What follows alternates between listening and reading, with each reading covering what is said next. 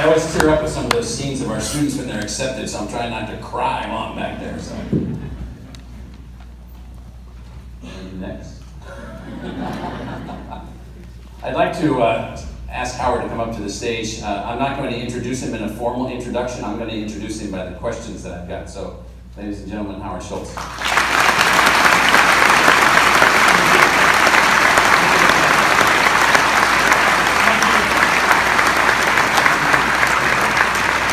So, Howard has this book. There's this big elephant in the room. Whether or not he's going to run for office or not, I don't really care about that. What I care about is Howard as a person, Howard's life, what his story says. So Howard, I read an earlier version and some earlier stuff, but I went through this last night. And these are my markings. You're scaring me. No joke. So I took the time, we have some questions about love openly, you talked about shame openly, you talked about all these things that you'd felt and experienced while you were growing up. You talked about crying in an elevator older than 30 years old with other adult men in the elevator. And I'm like, man, how revealing is that? And in terms of your own passion, your emotion, and so forth. So I'm going to start with the book dedication to your wife, Sherry, who's sitting right over here. So Sherry. So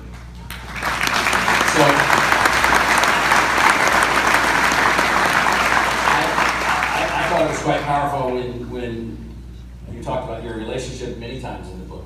You forwarded the book and honored the book in her name, and you said that she taught you to live with compassion and love. Well, all of us strive to do that, and if we don't strive to do that, we ought to strive to do that. So how do you do that? How do you strive to lead your life with compassion and love? Well, thank you. First of all, thank you for hosting me here. I want to acknowledge the media that's here and say thank you for coming. Appreciate that. This is a great reception for me. I didn't expect to see so many people here, so thank you very much. So much of my life, what Sherry brought including you have to go out and raise money for your family. Yeah. From get loans for your family to pay their bills along the way. Not many of us have had to do that. No, I was very shameful time of my life. I felt that when I read it. But I think Sherry's, just a week and a half ago on Martin Luther King Day, we went to a place called Mary's Place where we actually spent a couple of hours serving food to homeless women. And in that environment, Sherry lights up with such unbelievable respect and regard and so present and understanding. And when I'm in that environment, I just find it so hard because it somehow brings me back to my own childhood. And I can feel my own scars and vulnerability and shame of what it was like when I was growing up and seeing my parents just suffer so much. But Sherry is always uplifting people and always so kind. And the compassion that our children have and the kindness that our children have is steeped in her parenting. And her compassion and her respect for people, always seeing people. 25 years ago she was in the street working with an organization to try and count how many young kids were in the street homeless to try and solve that problem. There were no cameras there, nobody was paying any attention. She was doing that just for the kindness of her heart. And I think I have to bring that answer to the question of the day, and that is, unfortunately, we're living at a time when there isn't a lot of kindness, there isn't a lot of respect, there isn't as much empathy and compassion as we need. And I think Sherry consistently demonstrates that, and I am a much better person as a result of it. And the book was dedicated to her for many, many reasons, not the least of which is, if it wasn't for Sherry, there would be no Starbucks. And that could lead me to another story in the book, if you don't mind. Well, let's get to that. Okay, sorry. So I want to get people to understand sort of where you came from before you got that far. So you're living in public housing. You don't have quiet space. You're living with multiple siblings in a single room.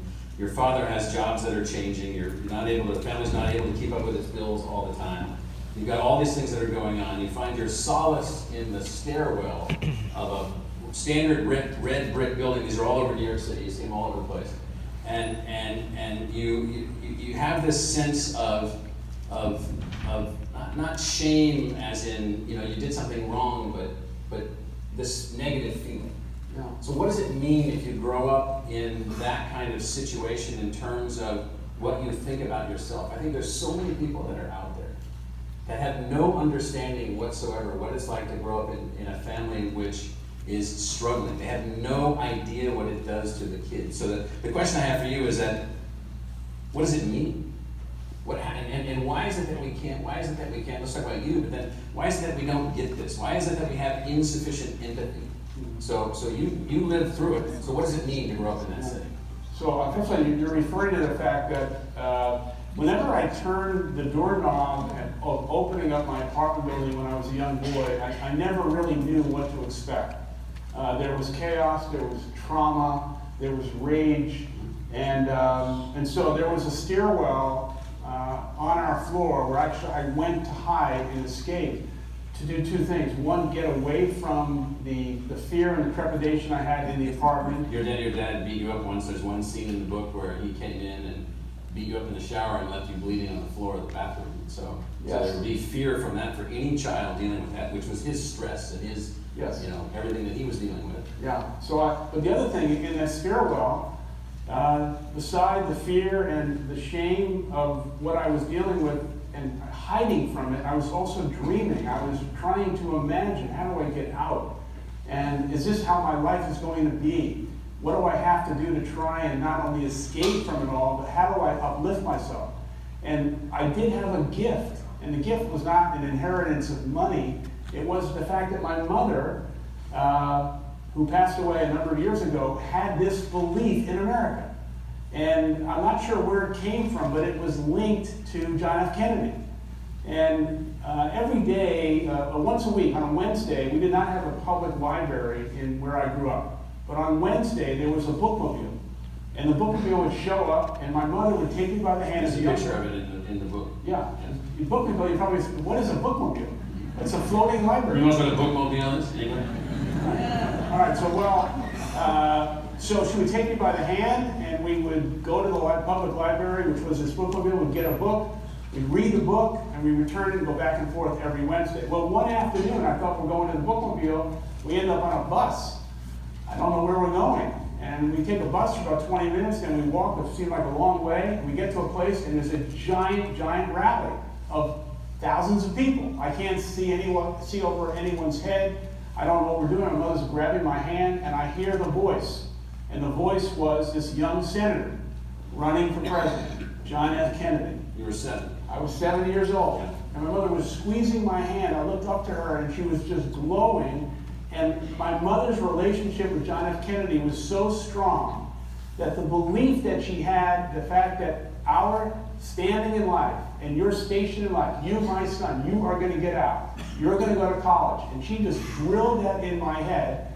But she was the light, in a sense, in terms of my father, who was the darkness. But she had an unbridled belief in the country. And I think if it wasn't for her, I was not going to be able to escape what happened in daily life. But I will say, just sitting here today, people think I'm successful, I'm wearing a suit. It's just armor. I still have the scars, the vulnerability, the insecurity, the fear of failure of what that meant. It has never left me. And in a way, it's driven me to try and be successful and also try and have the empathy and compassion, as Michael said, for people who are struggling in America. And part of the reason why I made the public statement I did of considering running for president as an independent is because President Trump is using the stock market as a proxy for the economy. Well, 40% of Americans, families, do not have $400. 5 million young people today, ages 18 to 24, as Michael knows, African American, Latino, are not in school, not working. They don't have a first job. Thousands of people in America are food insecure. And so we just can't keep going like this, in which our government and the politics of revenge politics every single day, and the exhaustiveness of these tweets, and the lack of truth, the lack of authenticity, the lack of leadership. Someone has to stand up and say, don't get desensitized by this. This is not normal. America was not founded on this kind of behavior. And I just think we need to restore faith and confidence in the values of the company, of the country, and bring people together. I don't think we're as divided as people are making us out to be, and there is a better way forward. So one of the things that happened to you, and I've heard you talk about this personally, and I read about it in the book also, so your dad is injured on the job. Yes. And you come home one day and he's laying there, broken hip, broken ankle, broken leg, whatever it was, and he's obviously not able to work. There's no such thing as, the company taking care of him. So then later, you start your own company by yourself. You ultimately, most people don't know this, you ended up buying Starbucks when it was a small company with just a few stores with money that you were getting other people to invest in you as a person. So we'll just set that aside. So why is it that you think that, and this is going to be a very pointed question, why is it that you think that companies don't take better care of their people? Well, I've often said that what Starbucks has been able to do, I would hope could be a proxy for other companies, but we can't. Which is, like Starbucks says, we have provided free comprehensive health insurance 25 years before the Affordable Care Act, equity in the form of stock options so everyone is an owner, and then what I'm most proud of sitting here today is the partnership with ASU of providing free college tuition for every single Starbucks partner.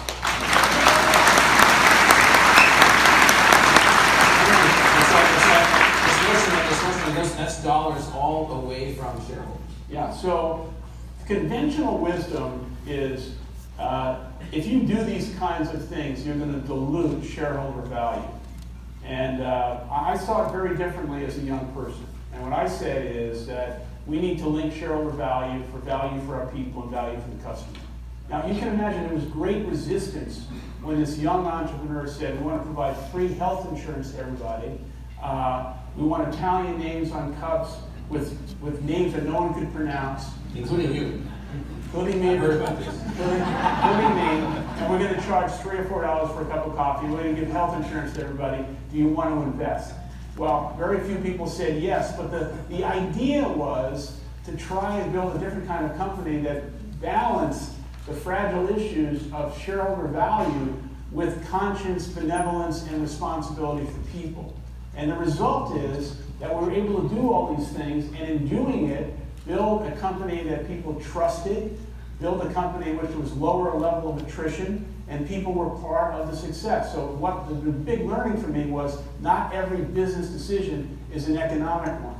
Every business decision needs to be framed in what is your core purpose and reason for being. And our core purpose and reason for being wasn't just to make money. That's just a shallow goal, and that's a manifestation of what you're trying to do. Our goal was much bigger, much more aspirational. So now there's 30,000 Starbucks stores in 77 countries with almost 400,000 people working for the company, and none of that would have been achieved without making sure that we shared success with our people. So, yes.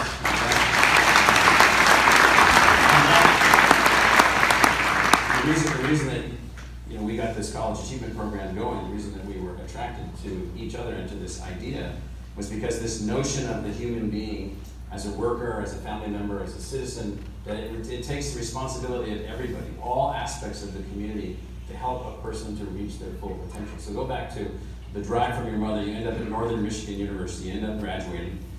You get a job working for a big corporation selling word processing stuff. You learn the rhetoric to be a really good salesman. You're doing really, really well, and you hate it. And so because somewhere along the line you go to Italy and your whole brain is infected with this whole great and powerful thing about how cool it is to maybe get something going where people come together, they have fun, they hang out, you can help people to have pleasure in their life and so forth. So you start your own company. You started your own company. You got that thing going. You used an Italian name. Il Giornale. Il Giornale for your company, but that's not enough. No. And so somehow, and I don't know where you learned this. You didn't learn this. I don't know if you learned this in Northern Michigan. I don't know if you learned this on the football field. I don't know if you learned this doing the other things that you do. But I mean, you got a lot of gumption to just walk up to a bunch of people that you sort of know and say, listen, I need like $100,000 to build my company. I got no money. My family has no money. I'm working over here at Xerox. I'm selling word processing machines. But I got this idea about this Italian name, coffee kind of restaurant kind of company and so forth and so on. Like, how do you do that? Oh, How God. many of you can do that? Walk up to people and say, I'd like $100,000 of your money, thank you very much. I'm gonna risk it all on a crazy idea. So we had no money. 242 people turned us down. Yes. The first investor was Sherry's best friend, who gave us $100,000 and not read anything. I walked out It's of nice this. to have friends like that. So we raised the money to start the company, but we had something happen along the way. Yeah. Should I tell that story? Yeah. I mean, this is an interesting story. So in 1987, I had 3 of my own stores. I had left Starbucks. I was working there as an employee, and Starbucks got into financial trouble. They had owned another company called Pete's Coffee in San Francisco. So you're 34 years old then. Yeah, and the founder comes to me and says, we're in financial trouble. Founder of Starbucks. We're going to keep Pete's, and I'm going to sell Starbucks, and I think you're the right person to buy it. It was fantastic news. The price was $3.8 million. How much did you have? I had 0. And he gave me a 60-day exclusive to buy the company. 60 whole days. 60 days. So he came to me with it about a month in and said, how are you doing? And I said, I've got about half of it raised. I was insecure. I didn't know how I was going to find it. I said, but I'm confident. I'll figure out a way to find the money. And he said, Howard, we got a problem. And I said, what's the problem? And he said, one of your initial investors of Ildrenali, who I had shared the information with, has come to us and given us an all-cash, no due diligence offer to buy the company. And I think You're going to get beat out by a rich guy. Yeah. Who was one of the titans of Seattle. Yes. And so Unnamed in your book. I was, talk about crying, I was just absolutely... You cried later. I ran home to Sherry, I said, we're going to lose everything. I tell a friend of mine that story at night, who was a young attorney, and he says to me, I want you to come to my office tomorrow morning and meet our senior partner. And I said, okay, I'll talk to anyone. Big, tall, lanky guy. Yeah, so 6'7", mountain of a man, and his name was Bill Gates. But not the Bill Gates. Bill Gates' father. So I walk in, I don't know him. He's really, I mean, at that point he was the legal mind in Seattle. I tell him my story, and he asked me 2 questions. He said, Howard, I'm just going to ask you 2 quick questions. It's yes or no. Did you leave anything out of this story? I said, Mr. Gates, no. Well, and he said, is everything truthful? Did you leave anything is out? everything truthful? Is everything you told me 100% true? I said, yes. And then he said, come back in 2 hours. I didn't know what was going to happen. So I left. I came back in 2 hours. I go to his office, and he said, we're going to go for a walk. And I said, where are we going? And he said, we're going to go see the man. And I said, The guy trying to undercut you. Yeah. And I was saying, Unnamed guy. I was saying to myself, this must be how things get done. I was a young kid, I didn't know anything. So we walked across the There's street. no use of the word Godfather or anything like No. that. We walked across the street. I don't know if he called him, I don't know if there was an appointment. All I know is we walked into his office, and in 5 minutes, Mr. Gates dressed him down and basically said, you should be ashamed of yourself. And let me tell you, you're going to stand down, this is not going to happen. And this young kid, Howard Schultz, is going to buy Starbucks, and we're not going to hear from you again. And we walked out, and I just said to Mr. Gates, what just happened? and he said, and there's 2 parts of the story that's so important. He said, you're going to buy Starbucks, and I'm going to help you. Now, here's the story, the real story. Not only did he help me, but for 30 years, he never told a soul. The humility of the man. That he helped me, that he invested, and it was a 1.5 years ago at the Microsoft CEO Summit that I'm on stage, I'm speaking, and someone says, you've got to tell the Bill Gates Sr. story. I said, really? He said, yeah, Bill and Melinda are in front row, you've got to tell the story. So Bill Jr. Yeah, I tell the story, and I realized Bill Gates, the Bill Gates, never knew it. His father, with great humility, never did anything other than have my back and help me acquire Starbucks. So it would not be a Starbucks without Sherry. And there was emotion then, and there's emotion now. I can sense it in you. And there would not be a Starbucks without Bill Gates Sr. So, isn't that great story?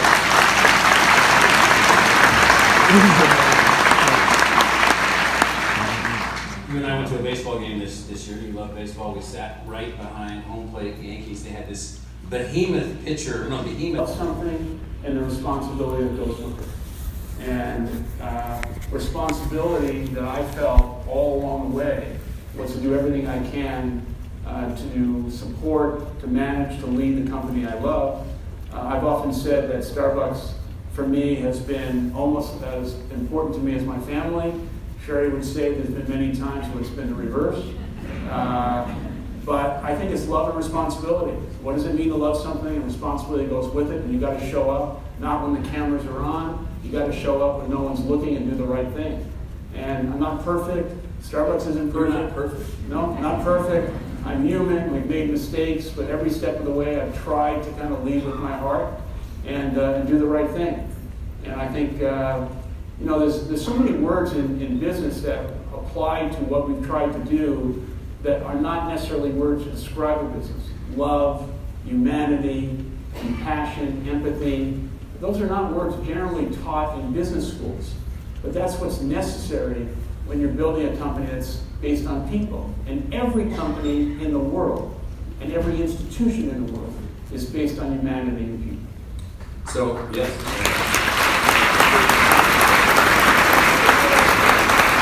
So, you used the phrase better angels in the book, which then takes me back to Abraham Lincoln, March 1865, re-elected against his own general.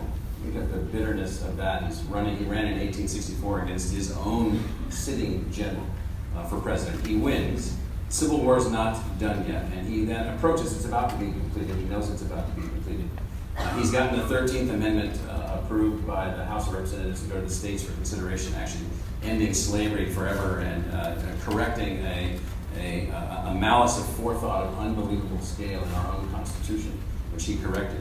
And he has this speech where he then says, with malice toward none. He is ready to see if he can rebuild the country. And he was playing to our better angels. We had 600,000 battle dead. We had unbelievable destruction. Richmond and Atlanta had been burned to the ground. I mean, unbelievable pain and agony in a country of only 30 million people or something. And you drew in the same idea of better angels. So what are our better angels as a country? How do we pull those out? This is Abraham Lincoln. The Civil War is not even done yet, and he's murdered a few weeks later by an assassin who says, thus all to tyrants, while he lands on the stage believing that he's created some fantastic outcome for humanity. And that's the nature of some of these arguments that we have going on historically and at the moment in our country. And here's Abraham Lincoln talking, our better angels. Why did you use better angels? What does it mean to you? What are our better angels? How do we move towards our better angels? Well, I want to answer that question by first saying any linkage to me and Abraham Lincoln, let's move that aside. The nose is very simple.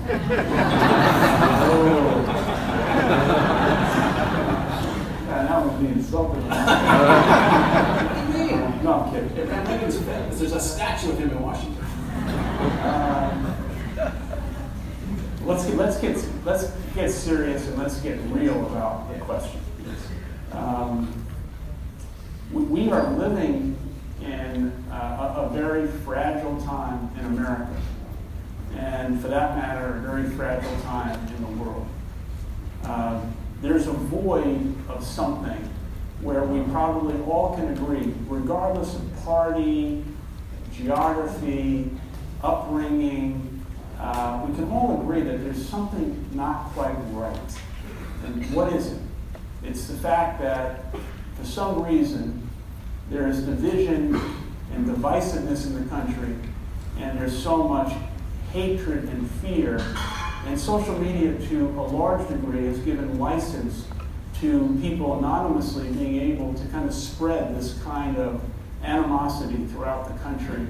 And so I use the word better angels, the term better angels, because there have been moments, many moments in American history where we recognized that we had to turn inward and recognize that there are things about us, about the American spirit, about the American dream, about the promise of the country, that has given us this tremendous gift. And the gift is the country, America. And there's no country in the world where every language is spoken.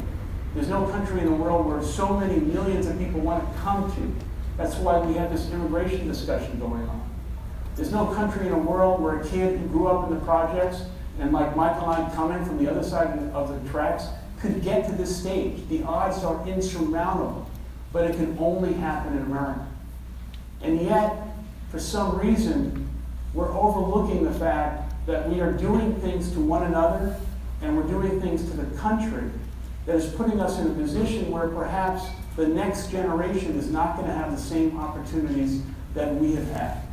So we are sitting today with a $21.5 trillion debt on the balance sheet of America, primarily because of reckless decisions of politicians on both sides. Not that they're bad people, but they've made bad decisions. Why it's reckless and immoral is because that debt is going to be on the backs of our children and our grandchildren. We have serious, complex problems that we have to solve. Immigration, education, healthcare. We could go down the list. And the majority of Americans want to solve these problems, but yet we can't seem to come together to do it, primarily because of the extremes on both sides. Yet there's a silent majority in America that wants to see a level of civility and respect. And so by calling on our better angels, I have great faith in the goodness and the kindness of the American people. But we can't lose sight of the fact that the values of America are not something that we are entitled to. We have to earn it. We have to earn it individually, we have to earn it collectively, and we have to pay it forward to others. So I think this is an opportunity for all of us to kind of take a step back from the partisanship and all the things that are going on and things that are being said, even things that have been said about me in the last 4 or 5 days, is all I'm trying to do is say, listen, if we don't take a moment to recognize how fragile this time is in American history and realize that we have to make a change, we have to disrupt the system, and we've got to get back to what's most important. And what's most important is love, humanity, kindness, goodness, and yes, what Abraham Lincoln said, and that is our better angels. So, you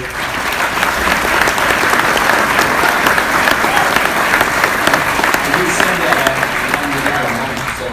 you used the phrase, I wrote this down, I said, why is the country's economic spectrum so, as you call it, unbalanced? That means the gap between folks that have become wealthy, such as yourself, others that work really hard and are doing well, as many people are, but then even more dramatic has been this growing gap between wages and income and salaries, and there's this unbalance. And so I live in this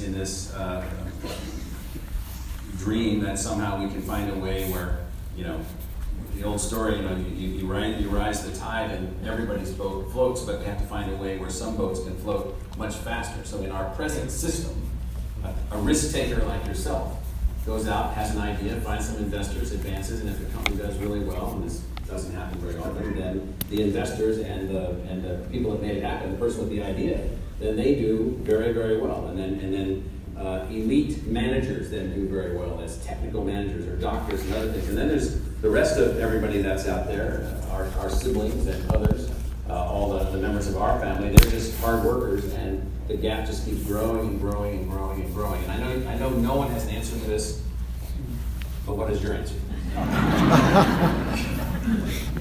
Well, I think the question, to boil it down to a simpler form, is why are we here right now? Well, why is there such inequality in America?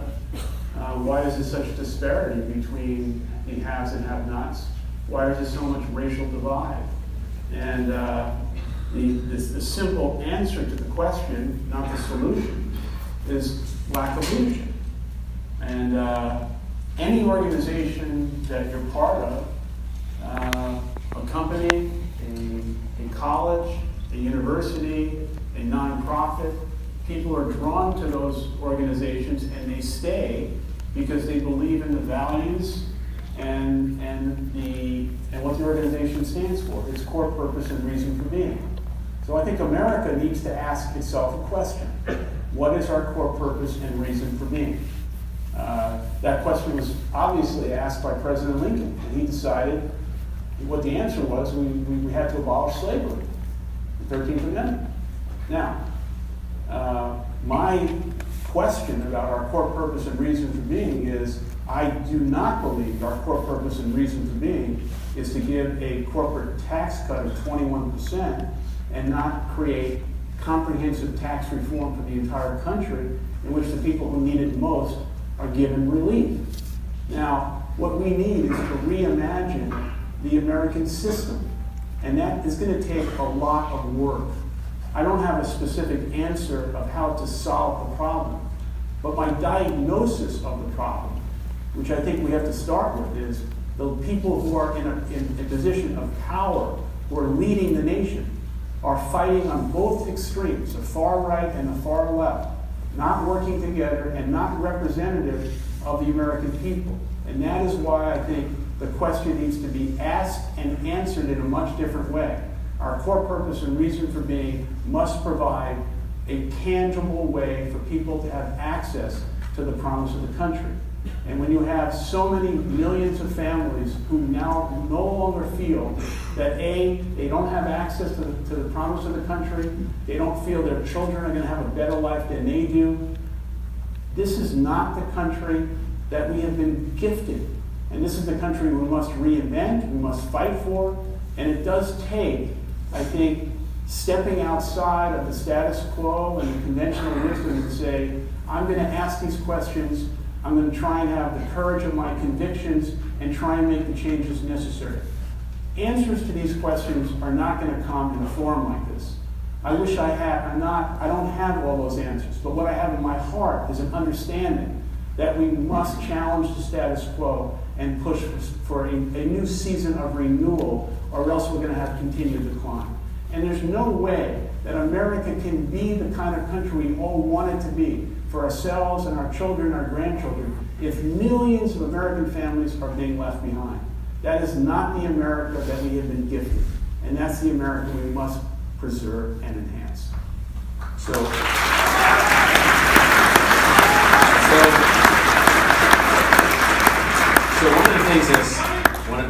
one of the things that's been most challenging for us. So we had a nearly fatal error at the time of conception of our republic, and that was the inability to realize that all men meant all people. Men, women, black, white, other ethnicities, other sexual identities, whatever. It meant all people. That the Constitution applies to all people. So you're one of the few national leaders who's willing to take on the complexities of race straight on. You're willing to take on things like what you mentioned earlier, opportunity youth,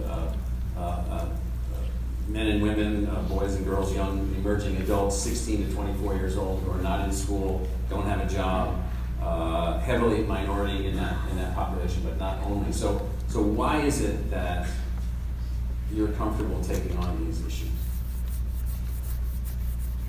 Well, the issue of race, I think, of all of the areas of what Starbucks has tried to do over the years, this was a major discussion inside our company and in the boardroom, where I went to our board and I said, what we are witnessing in America today, in terms of young African American men being singled out and in many cases being murdered by the lack of understanding and the relationship between the police. And I'm not in any way singling out any member of the police force as being bad, but there was obviously a problem going on in the country. And in witnessing this, I just felt strongly that we had a moral obligation and responsibility as a company to try and elevate the national conversation about understanding that there is a significant racial divide in the country, and could we try and advance a positive conversation? So I want to get to the root of that, to the why. Why? Because I felt the injustice. I looked at that and knew it was wrong. 100 million people a week go through Starbucks stores, and I felt, wow, if we could just have a conversation with our customers and our partners, perhaps we can make a difference. So why did you think that it was your role as the chairman of a profit-seeking company to take on such a complicated thing? Because I don't look at Starbucks through the lens of our primary responsibility to make money every day. I look at it as an opportunity to advance the cause of humanity. And what was going on in America then, and in many cases even today, is the fact that we have racial injustice in America.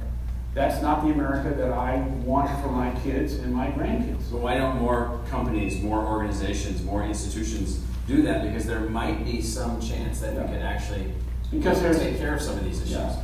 I think people are afraid.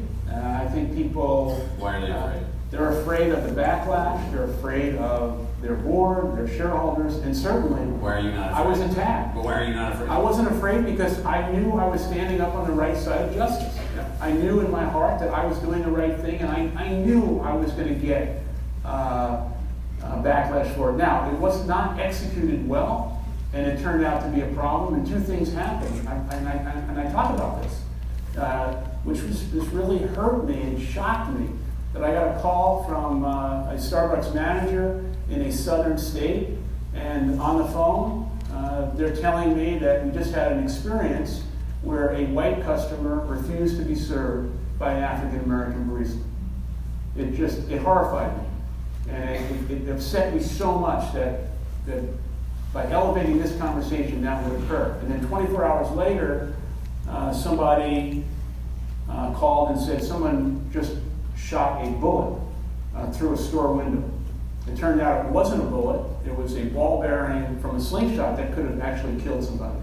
But again, I didn't want to put our people in any way in harm's way, but again, the fact that we would get that kind of reaction, this demonstrates to me that we have a lot of work to do as a country, that we are all in this together, that regardless of your station in life, the color of your skin, your sexual orientation, your gender, we all have to have the opportunity and the gift and the promise of the country. And I just felt I could not be a bystander and just look away. And that night I said to Sherry, I'm going to have a company-wide meeting tomorrow morning, and we're going to talk about race.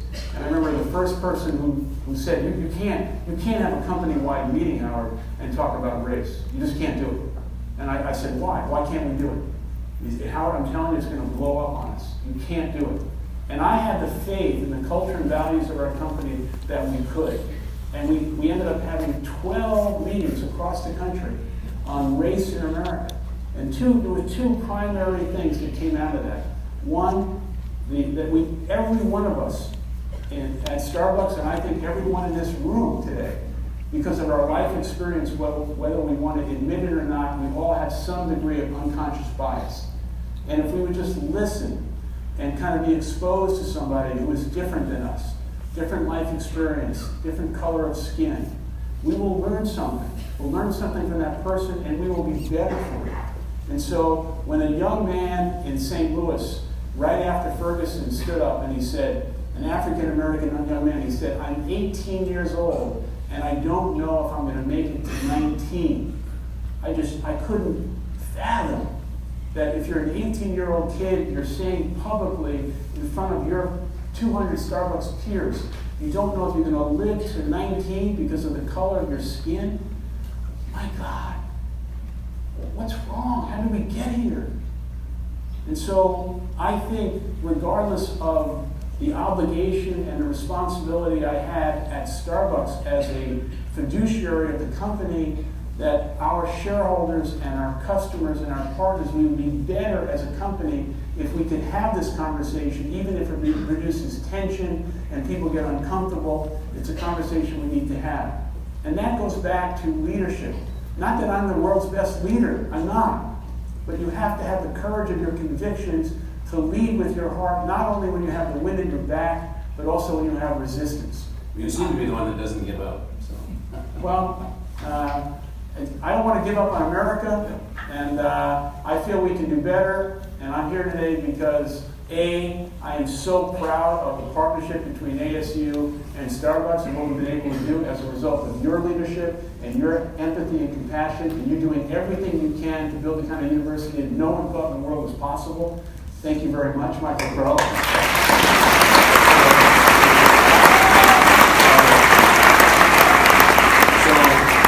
One last question before we change the format a little bit.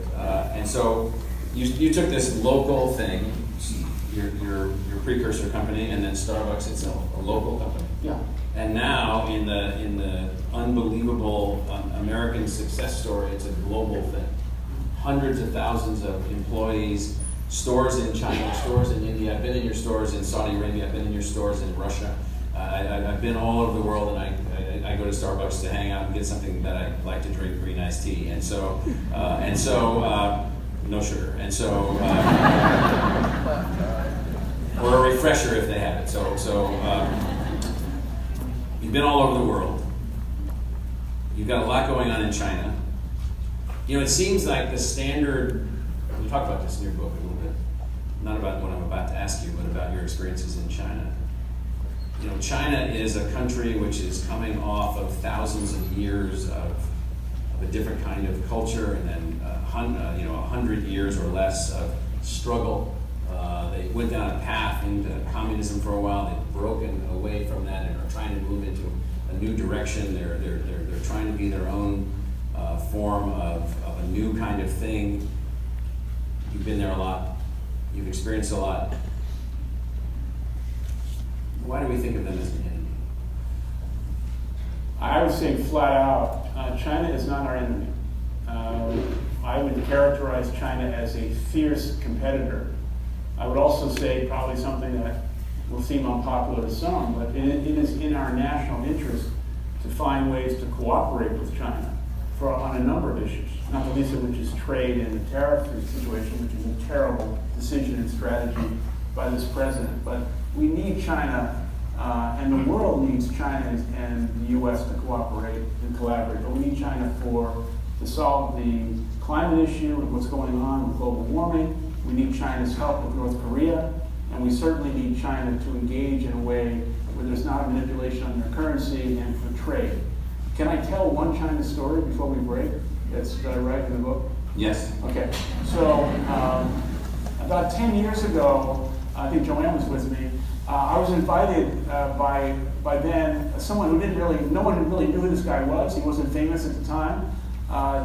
His name was Jack Ma. Now he's really famous. He invited me to China to speak to Jack Ma of Alibaba fame. So. Yeah, to speak to his company, and so I went, and it was a really hot summer month. There was no air conditioning. It was an outdoor. I was sweating. It was just good. But I gave the speech, and the lights went on. And after the speech, I went around, and most of the people in the audience seemed rather old to me, and these were his employees, and like senior citizens, like most people in their 60s.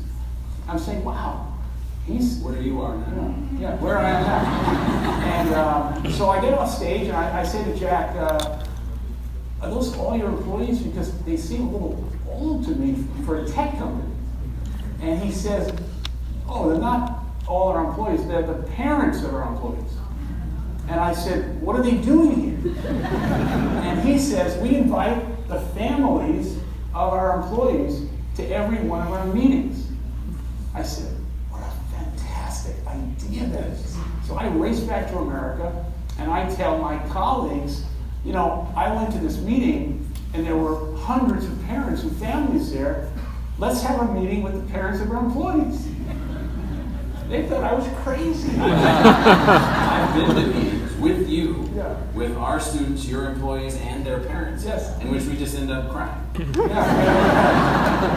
And so I stole that from Jack Ma, and we had those meetings in China, and we started having them in the U.S., but there's lessons to be learned. You never know, where the curiosity of kind of sitting around a corner and being exposed to things that you have no idea that you're going to learn something.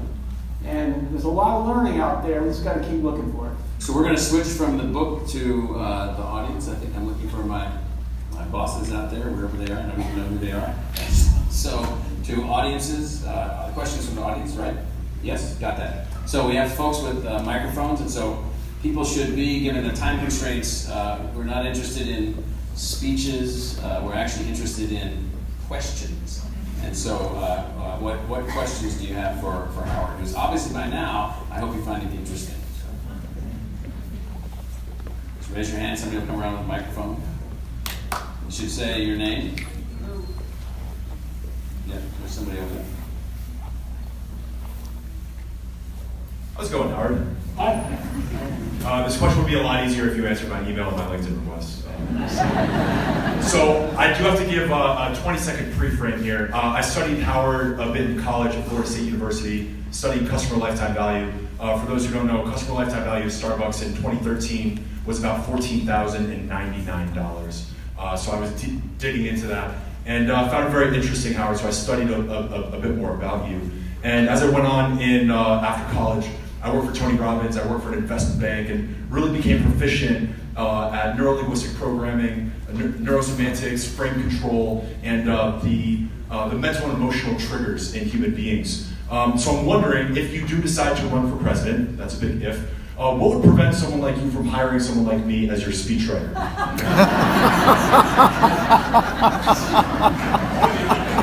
I emailed you.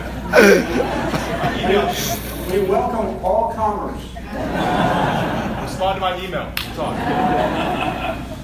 Someone will find you right after this and we can get your name. Others?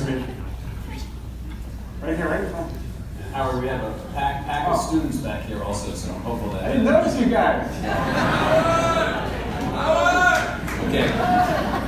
There we go. Okay. We're all We should make sure the students can ask questions also. Yes? Hi, Howard. First of all, I want to commend your company for what you're doing with ASU. I think it's wonderful. I also want to commend your company for the Frappuccinos. They are great. But my question is, and I'm surprised that everybody's not asking this question. You're saying that you might want to run as an independent. Yeah. I would like to understand why you feel that you couldn't run as a Democrat. An independent, you are not going to run as an independent. That does not happen. But what you're going to do is you're going to have us have another 4 years of President Trump. Please explain to me why you feel you can't run as a Democrat. Give your ideas, be in the primary. It would be great. Thank you for your question. Thank you for the compliment on Frappuccino. I think you're asking a very serious question that absolutely requires a serious answer. So let me take a little bit longer to try and explain all this. I think you heard in the time we had on stage that I am profoundly concerned with the direction of the country and our standing in the world. I think President Trump is unqualified to be the president, and no one in America, trust me, wants to see him removed from office and not reelected more than me. And I'm not going to do, I can promise you, I'm not going to do anything to be a so-called spoiler in all this. But let me try and answer your question specifically about why independent. The system right now, not only over the last 2 years, but for the last 10, 20 years, has demonstrated an inability to work on behalf of the American people and do the things necessary to do the people's work. Now, the system, as I label it, is the extremes on the right and the extremes on the left, and the ideology, the self-interest, and self-preservation. So I happened to be, just yesterday, just by happenstance, with Senator Flake, the Arizona senator who just left the Senate. And just in a brief conversation with him, I said, what happened to you and what happens when, in any issue whatsoever, you do not speak and toe the party line? Now, I don't want to do anything that says that what Senator Flake said to me is wrong, but I'm going to try and paraphrase it, not in terms of his own words, but basically what he said. And what he said basically was that if you just remove yourself just a little bit outside of the ideology of the party faction, the vitriol, the hate is going to occur to the point where you are going to be primaried and taken out. So what that means to me is that our democratic system does not allow anyone who wants to vote their heart and their conscience on behalf of the American people, because if they do, the party, the leaders on both sides, the ideology is so strong that you will be primaried out and taken out. Now, if you look at the issues that are facing the country today, let's just label a few. The national debt, which is a serious issue that most people don't talk about because it's tough to get your arms on what $1 trillion means. The immigration issue, 79% of the American people for the last 10 plus years, and under two presidents, both President Bush and President Obama, wanted to see a solution to immigration. We can't get it. Why can't we get it? Because of the extremes on both sides. That's a fact. And the government shuts down over what? Not over what the people want, but over the issue about a wall. If I ask myself today, if I were to run for president as a Democrat, I feel that I would have to be disingenuous and say things that I don't believe are true in order to get the nomination, because the Democratic Party today has moved so far to the left, and those things that are being talked about today as a Democratic platform basically tallies up to $40 trillion, which is free college tuition for everyone. Do you agree with that? No. A government job for everyone, and Medicare for everyone. And just yesterday, Senator Harris came out and said, and in doing so, we want to abolish the entire insurance industry. So, without getting into too much of the specifics, I would not be true to myself, because the system needs to be challenged. The system needs to be disrupted. Our system is not working for us, not working for the American people. I can assure you, I'm not going to be a spoiler, and I'm not going to do anything whatsoever to re-elect Donald Trump. I also will say this, 42% of the American people today designate themselves as an independent because they have lost so much trust and confidence in both parties, but they have not had a legitimate choice. What better expression of democracy would there be to provide a better choice and not the binary choice of just a Republican and Democrat?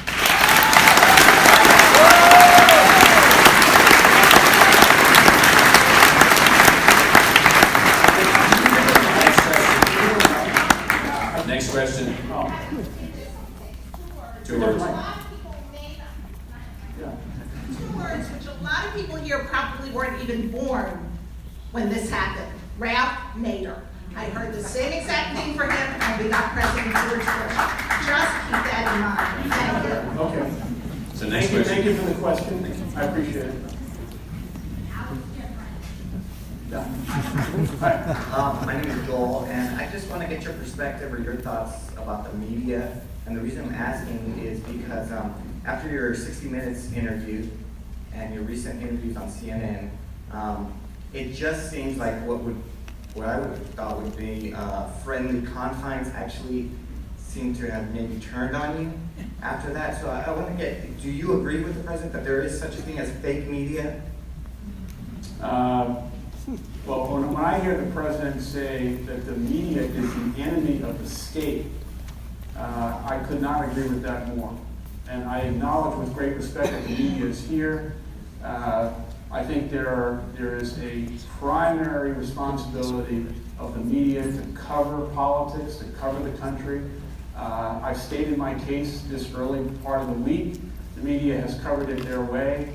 I'll continue to speak my truth and what I believe and my convictions and my love of the country, and we'll see what happens. Can we get some of that question? Yeah. Hi, thank you very much for coming. I came, sorry. My name is Raul, junior here at ASU. I've actually met some of your SCAP students from Starbucks, and they're really great. They actually call you Howie. So I've learned a lot today, but I would like to say, what is your plan to convince those on the left and right that you're just not another billionaire running? No. It's an interesting phenomenon in the last week or so where I have this moniker now of being, I'm a billionaire. And so don't trust him because he's a successful person. Let's ask ourselves, all of these years, what has been the American dream? Hasn't the American dream been that regardless of your station in life and wherever you come from, that this country provides opportunity for you to rise up and succeed based on your own merit? So I grew up literally in public housing, in the projects, and I have succeeded in America. I always thought that was something to be celebrated, that my success should not be something that is punitive. My success is living proof of the promise of the country. And so I did not inherit any money. I inherited the belief my mother gave me. I do believe that anyone who has been successful in this country has a moral responsibility to pay it forward, to do everything we can to make life better for others. And however you can do that. And that's what my life has been about. I can't find the answers why people are all of a sudden chastising me for being successful. I've earned my success, and I've earned it in a way in which I've shared it with everyone who has worked for me. And I want to continue doing that.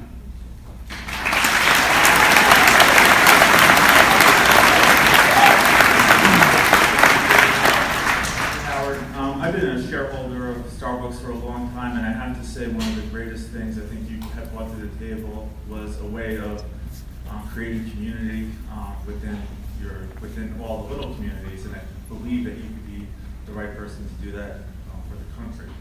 But now I have a more difficult question. Okay. With the national debt at $22 trillion, state debt at all-time highs, and a $1 trillion deficit, I can only see two options to get out of this, and that's to print our way out or have a hefty tax on the wealthy, on their assets.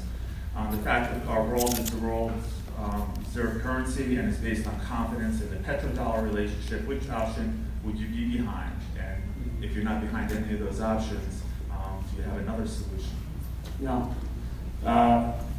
I've said for the past 2 years that I thought that one of the greatest threats to our national security and American life was the fact that the debt was reaching a level that at one point or another we're going to have a collision course with time.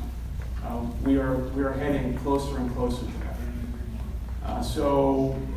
But the problem, like many problems, is very complex. So if you look at the debt, which has risen to almost $22 trillion and rising at about $1 trillion a year, it's basically because of two things. The level of growth in the country, revenue growth, which is roughly has been between 2.5% and 4%, more often than not about 2.5 to 3%, and rising cost of entitlements. The entitlements have been an issue that very few people have been willing to talk about, because as soon as you do, people get very scared about, are you going to take away Social Security, or what are you going to do with health care? So what I would say is, let's take a step back just for a moment and realize this is a very difficult problem to solve. What I do not want to do is take away the benefits from the American people who have worked so hard to get it. The revenue growth of the country, believe it or not, is linked to innovation, education, and probably a word that people would be surprised for me to hear, and that is immigration. So we have to do everything we can to try and rise the level of growth of the country beyond 4%. That has not been accomplished in many, many years. We are doing everything as a government to stifle the growth because of a lack of innovation, a lack of imagination. And what I would say is we need a lot of smart people in the room who are not steeped in ideology, who come to the table with great ideas and are committed to trying to solve this problem. We have to get the debt down. I think we have to balance the budget. That has to be the mission and the objective of the next president. with fiscal responsibility. That also means we need a strong defense because we have a lot of other issues. But we have to energize the American people through a level of innovation that we haven't seen in a long time. I'm not answering your question with specificity because this is a complex issue. But putting our head in the sand, and this is an issue also that goes back to the previous question. When President Obama was president for 8 years, the Republicans banged on him every single day to reduce the debt. He was president, Republicans were opposing him, reduce the debt, reduce the debt. President Trump comes in office, Republicans go silent, not a word. And President Trump has recently said, I'm not worried about the debt because by the time I'm out of office, someone else will have to take care of it. This is a major issue. And what I would say is if I were to run for president and fortunate enough to win and be the president, this would be a primary issue that I would tackle and solve. I don't have an answer specifically for you today. It is a major complex issue. But the only way to solve this problem is having common interest in solving it without ideology, without the extremes on both sides. But you can't solve the problem by starting to give everything away for free. There's no free. It's only going to add to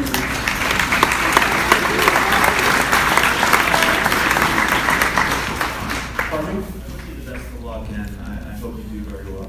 Thank you very much.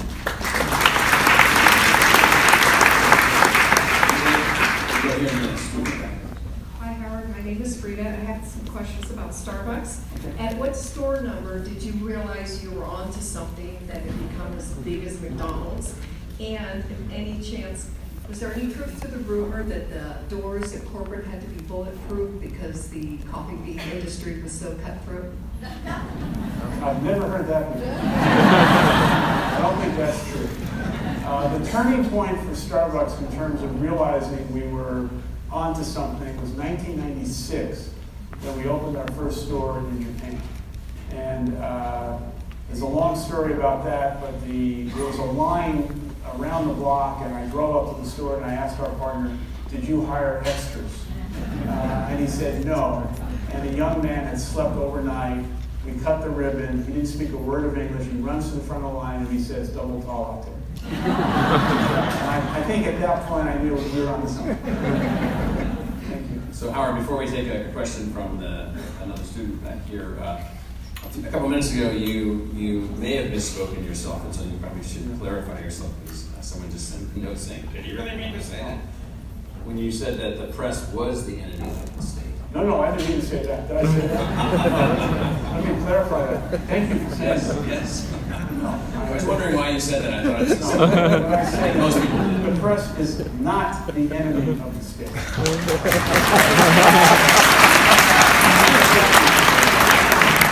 you imagine what the heck I mean, it may still be, but there's I started on Twitter. See, I'm not perfect. I make mistakes. Hello, Mr. Schultz. First, I want to congratulate you on your story. It's very humbling as a student to kind of hear your progression and coming from really humble beginnings to reach like great success. I believe in the American dream, and I believe that that's something that everyone should strive for. My name is Thomas Henning. You mentioned a lot about racial inequality, however, and historically, the American dream has been for a very small subset of people. You can look at socioeconomic levels that the New York Times released a report earlier this year, but regardless of socioeconomic status, African Americans and other minorities are performing significantly worse in the future than their white counterparts. So other than the promise that as many politicians have done before to these minority groups, that the American dream is achievable for them, how are you actually going to implement actual policies to allow that to actually be the case? I think your question runs so deep in terms of the challenges and the issues facing the country today. Because there seems to be a rise of discrimination and license for hate, not only in terms of people who are African American, but people of any ethnic background that doesn't seem to be consistent with what President Trump believes to be what America should look like. And I could not disagree with that more. I don't think the government could mandate what companies should do, but if you look at industry at large, I would say this. Every single company and every industry that is hiring young people should do everything possible to ensure the fact that every single job opening and every slate of candidates includes a wide swath of diversity. And there should be not a mandate, but an encouragement to ensure the fact that we are doing everything possible to open up our eyes and our hearts to ensure the fact that every organization is as diverse as possible. And if every organization in the country, business, nonprofit, school, across the board, were to do that, we'd have a significant change in the level of opportunity that would be created for people of color, of people of different sexual orientation, and people who don't look like the person who's doing the hiring. So, thank you. So we're gonna have one last question, a couple minutes left. We're gonna take a question from our next student. Hi, yes. My name is Abby Olson. I'm a junior here at ASU, and I also am a former partner at Starbucks. My question is, and this is kind of a question for the both of you, you have a partnership through ASU and Starbucks, obviously clear friendship. Are we seeing a potential for President Crow to be in your cabinet or vice president?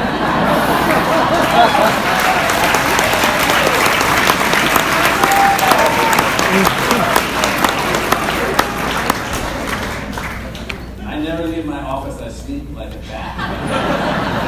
And so I'm beholden to my office for everything. I would take Michael Crow anywhere I'm going.